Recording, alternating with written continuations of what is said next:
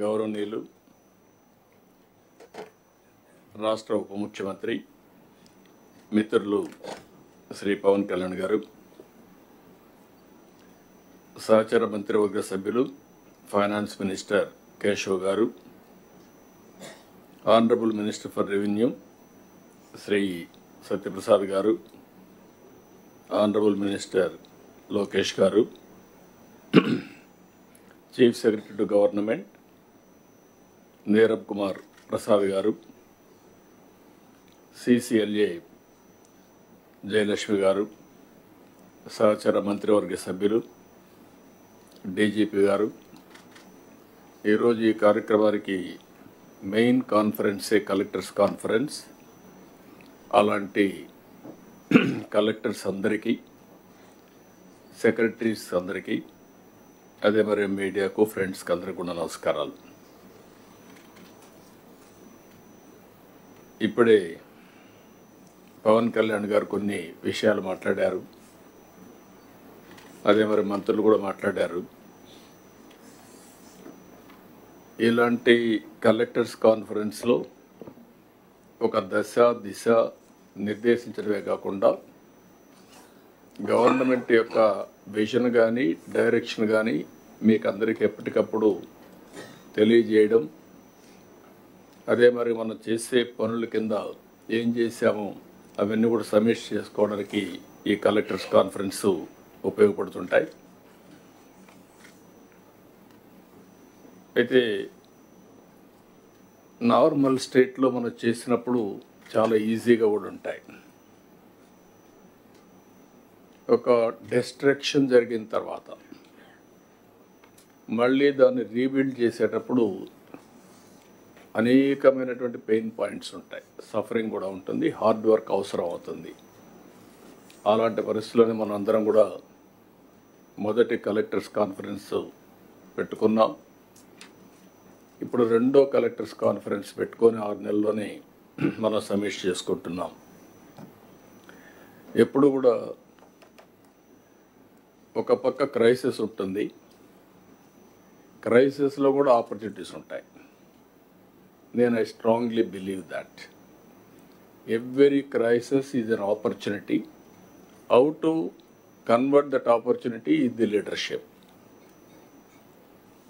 ఇప్పుడే పవన్ కళ్యాణ్ గారు చెప్పినట్టు మేమందరం కూడా ఎన్నికల కంటే ముందు ఒక్కొక్కరికి ఒక అనుభవం ఉంది. మాకు ఒక ఎక్స్పీరియన్స్ ఉంది, మీకు ఒక ఎక్స్పీరియన్స్ ఉంది. ఒక్కొక్కసారి బ్యూటీ ఆఫ్ డెమోక్రసీ, 5 ఏళ్ళ తర్వాత భారతదేశంలో మీరు చూస్తే ఎవరైనా ఎక్సెసివ్గా బిహేవ్ చేస్తే డెమోక్రటిక్ కరెక్ట్ చేస్తుంది. అది భారత రాజ్యాంగం ఇచ్చినటువంటి ఒక పెద్ద హస్తం. ఓట్ అనేది కోటీశ్వరులకి ఎక్కువ ఓట్లు ఇచ్చి కామన్ మ్యాన్కి ఒక ఓటు ఇవ్వలేదు. అందరికీ ఈక్వల్గా ఓటింగ్ మాత్రం ప్రతి ఒక్కరికి ఒక ఓటు ఇచ్చారు. ఆ ఓటే ఈ దేశాన్ని ఈరోజు కాపాడుతూ ఉంది. ఇంతమంది వారు చెప్పినట్టు కొన్ని కంట్రీస్ కూడా చూసాం. ఎప్పుడైతే ప్రజాస్వామ్యంలో కరెక్షన్ జరగవో, ఒక డిక్టేటర్షిప్లు వస్తాయో, అప్పుడు నియంతలు కూడా పుట్టుకొస్తారు. లేకపోతే ఆ నియంతల్ని పంపడానికి రెవల్యూషన్స్ కూడా వస్తూ ఉంటాయి. యు హావ్ సీన్ సిరియా, అంతమంది బంగ్లాదేశ్ చూశారు. ప్రజల్లో కానీ ఒక రియాక్షన్స్ వచ్చినప్పుడు అవుట్ బర్స్ట్ అయితే అలాంటి పరిస్థితులు వస్తాయి. కానీ భారతదేశంలో మాత్రం రిపీటెడ్గా ఎలక్షన్ జరుగుతున్నాయి. కాబట్టి ప్రజా చైతన్యమే ఈ ప్రజాస్వామ్యానికి శ్రీరామ రక్ష. అది మనం అందరం కూడా గుర్తుపెట్టుకోవాల్సిన అవసరం ఉంది. ఈరోజు వారు చెప్పినట్టు నేను ఇంత మునిపే చెప్పాను, ఎవ్రీ క్రైసిస్ ఇది అన్ ఆపర్చునిటీ అని. వచ్చిన 6 నెలల నుంచి ఎక్కడికక్కడ ఏ విధంగా పోవాలనో అటు డిప్యూటీ సీఎం కానీ, నేను కానీ, మంత్రులు కానీ అందరం వర్కౌట్ చేస్తున్నాం. ఇటీవల ఐటీ మినిస్టర్ అమెరికాకి వెళ్ళడం, ఓసారి మనం ప్రయత్నాలు చేస్తే ఇమ్మీడియట్గా ఫలితాలు రావు. చాలామంది ఫలితం వస్తేనే నేను మాట్లాడతాను అనే పరిస్థితిలో ఉంటాం. అది విశ్వసనీయత కాదు. ఎప్పుడు కూడా విశ్వసనీయత రావాలంటే నెట్వర్కింగ్, ఫ్యూచర్ని విజువలైజ్ చేయడం, దాని ప్రకారం పనిచేస్తూ ఉంటే వస్తుంది. అందుకే మొన్నే ఐటీ మినిస్టర్ గారు అమెరికాకు పోయినప్పుడు అందరినీ కలిసి అదే మరిగా గూగుల్ క్యాంపస్ కూడా వెళ్ళి వాళ్ళని రిక్వెస్ట్ చేశారు. దాని ఫలితం ఈరోజు గూగుల్ కంపెనీ విశాఖపట్నానికి రావడానికి మీకంటే ముందే ఒక ఎంఓయూ చేసి ఇక్కడికి వచ్చాం. దానికే లేట్ అయింది. ఒక హాఫ్ అన్ అవర్లో మీటింగ్ అవుతుంది అనుకున్నాం, కానీ వాళ్ళని కూడా మనం ప్లీజ్ చేయాల్సిన అవసరం ఉంది. ఎవరైనా వచ్చినప్పుడు మీకు కూడా బ్యూరోక్రసీ కూడా ఇది ఒక లెసన్, అందరికీ బ్యూరోక్రసీ కాకుండా మినిస్టర్స్కి కూడా. మనం కానీ ఒక పాజిటివ్ నెట్వర్కింగ్ కానీ పాజిటివ్గా కన్విన్స్ చేయగలిగితే ఆటోమేటిక్గా పాజిటివ్ యాక్షన్స్ వస్తాయి. మన వచ్చారు, ఈరోజు వచ్చారు. ఈరోజు నేను ఎప్పుడు మాట్లాడుతున్నాను, ఒకప్పుడు ఐటీ మాట్లాడాను, ఆ తర్వాత ఆర్టిఫిషియల్ ఇంటెలిజెన్స్ మాట్లాడుతున్నాం, ఇప్పుడు డీప్ టెక్ని గురించి మాట్లాడుతున్నాం. అంటే వేరియస్ మార్పులు చేర్పులు వస్తున్నాయి భవిష్యత్తులో. వారు ఈరోజు వచ్చినప్పుడు అగ్రిమెంట్ చేసుకునేది ఒక ఎంఓయూ చేశాం. We're looking at a big opportunity in AI. Signed an MOU with Google. This will help in huge development in Visakhapatnam. ఈరోజు వాళ్ళు వచ్చినప్పుడు అంటున్నారు, విశాఖపట్నం మీరు ప్రపోజల్స్ చెప్పిన తర్వాత వెళ్ళాం, ఫస్ట్ హ్యాండ్ కొంచెం సర్వే చేసుకున్నాం. మా లెక్క ప్రకారం one of the best city, we're totally impressed అనే పరిస్థితికి వచ్చారు. ఇప్పుడు బిగ్ ఫర్మ్స్ లైక్ గూగుల్ కానీ ఇక్కడికి వస్తే, విశాఖపట్నానికి వస్తే స్ట్రాటజిక్ ఇన్వెస్ట్మెంట్లో that is a game changer. ఎందుకు నేను ఈ మాట వాడుతున్నానంటే, డేటా సెంటర్ రాగలిగి అదే మరి artificial intelligence, machine learning, deep tech ఇవన్నీ కానీ ఉపయోగించగలిగితే ఇది గ్లోబల్కే, ప్రపంచానికే ఒక సర్వీస్ హబ్ కింద తయారవుతుంది. డేటా సెంటర్ వచ్చి, ఆర్టిఫిషియల్ ఇంటెలిజెన్స్ వచ్చి, అదే సమయంలో సీ కేబుల్ ఇవన్నీ కనెక్ట్ చేస్తే ప్రపంచానికి అనుసంధానం చేసే పరిస్థితి వస్తుంది. ఏఐకే ఇది ఒక స్ట్రాటజిక్ లొకేషన్ అవుతుంది. నేను ఇటీవల కాలంలో మీ అందరితో మాట్లాడుతున్నాను, మళ్ళీ కూడా ఈరోజు కూడా అంటున్నాను, మీరు ఎంత హార్డ్ వర్క్ చేశారనేది ముఖ్యం కాదు, ఎంత స్మార్ట్ వర్క్ చేశారనేది ముఖ్యం. మనకు అవుట్కమ్స్ రావాలి.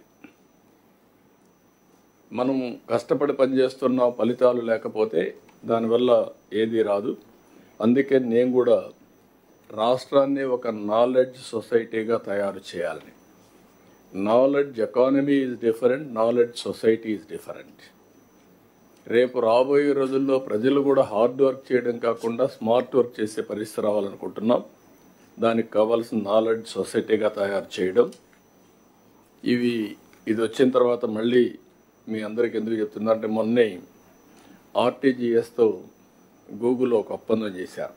That is a very good ఒప్పందం. అది నేను మాట్లాడినప్పుడు మనం అన్ని డిస్కస్ చేస్తాం, ఆర్టీజీఎస్ ఎట్లా పనిచేయబోతుందని. దీంతో గూగుల్లో ఏవైతే ఇన్నోవేటివ్ ఐడియాస్ కానీ ఇప్పటి వరకు గవర్నెన్స్లో ఏవైతే ఉపయోగపడగలుగుతాయో అవన్నీ కూడా మనం ఉపయోగించుకునే పరిస్థితి వస్తుంది. అంటే మామూలు డెవలప్మెంట్కు ప్రైవేట్ వ్యక్తులకే కాకుండా గవర్నమెంట్లో పెద్ద ఎత్తున మార్పులు వచ్చే పరిస్థితి వస్తుంది. ఒక ఎగ్జాంపుల్ మీరు చూస్తే, విశాఖపట్నం ఏజెన్సీ ఏరియా ఏదైతే మనకు గంజాయి పంట, దాన్ని ఐడెంటిఫై చేయాలంటే మన వాళ్ళందరినీ పంపించాలి. వీళ్ళు ఒకసారి పోతారు, సరిగా రారు, కొంతమంది పోయినా ఐడెంటిఫై చేయని ప్రాబ్లమ్స్ వస్తాయి. గూగుల్లో సెటిలైట్ తీసుకొని ప్రాబబుల్ గంజాయి ఎక్కడుందో ఒకసారి అసెస్ చేశారు.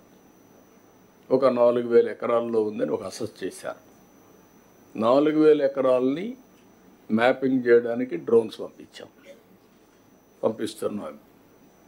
ఇప్పుడు ఏమవుతుందంటే, డ్రోన్ బై పర్టికులర్ స్పాట్గా ఐడెంటిఫై చేయగలిగితే, అవి డిస్ట్రాయ్ చేయగలిగితే రూట్ నుంచి మనం కట్ చేసే పరిస్థితి వస్తుంది. That is the beauty of technology.